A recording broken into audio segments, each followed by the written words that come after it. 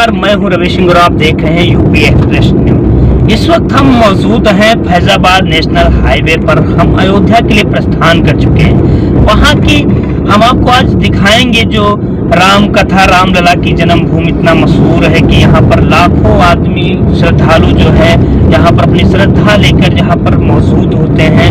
दूर दराज से लोग यहाँ आकर अपनी मनोकामनाएं पूर्ण करते हैं। यहाँ तक उनका दावा है कि यहाँ एक बार आने से जो है सारे कष्ट दूर हो जाते हैं। इसी को लेकर हम इस वक्त बस चंद मिनट में हम पहुँचने वाले वहाँ पर अयोध्या के जो है सिर्फ बॉर्डर पे पहुँच ही गए हैं। बस थोड़ी ही देर में आपको हम वहाँ का नज़ारा दिखाएंगे कि अयोध्या में आखिर जो 10 स्थान कहे गए हैं उनमें क्या है खास। आपको ये भी हम दिखाएंगे कि वहाँ की खासियत क्या है आखिर स्थानों की, जैसे रानी भवन, राजा भवन, सीता रसोई इत्यादि स्थान जो 10 स्थान हैं उनके बारे में भी आपको पूरी जानकारी देंगे।